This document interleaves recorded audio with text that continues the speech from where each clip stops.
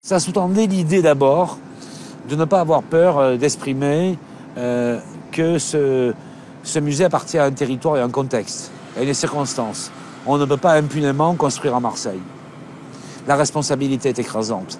Donc je souhaitais que ce projet puisse échapper à l'impérialisme de la terreur minimaliste, à l'impérialisme de l'arrogance nord-européenne, et qu'il puisse avoir une sensibilité du Sud. Voilà.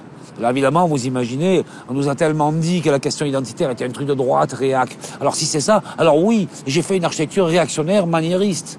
Voilà. Évidemment, au terme, on y voit une sensibilité, on y voit une porosité sociale. Et je crois que c'est compris. Après, vous savez, les moucharabiers, les gens appellent ça les moucharabiers. Ce sont des brise-soleil qui sont au sud, à l'ouest et sur la tête. On a dit moucharabier. D'autres personnes m'ont dit, on dirait une mantille sévillane. Un autre m'a dit, mais on dirait les murs en pierre sèche. Les vieux murs en pierre sèche avec les joints. Et puis un autre monsieur un jour me dit, Sieur Rissotti, regardez les stacks. Vous voyez, on voit les stacks. J'étais sur le parvis. Il me dit, regardez les stacks au lointain. Vous voyez? Il me dit, vous avez vu? Cézanne a fait une interprétation de les stacks.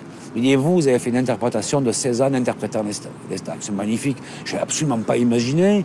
Et je vous dois un secret. Vous savez ce que c'est que la référence des brise-soleil, de ces hérésies extérieures? C'est l'idée de refuser des références lointaines et d'aller chercher à proximité ce qu'on a sous la main. Comme un cuisinier qui dit, je vais au potager, je prends quelques légumes de saison, quelques légumes de base, et je fais avec ma cuisine. Et l'idée, c'est sous la mer, à 8 mètres de profondeur, devant le Mucem, il y a un sol rocheux. Ce sol rocheux qui est pratiquement plat, qui fait de creux et de bosses.